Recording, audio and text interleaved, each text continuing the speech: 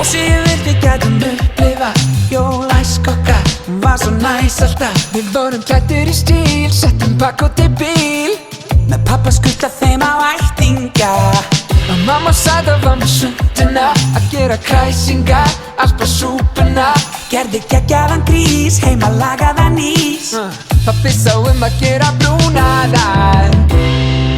Á sleða niður minningar sló, tilfinningin svo góð.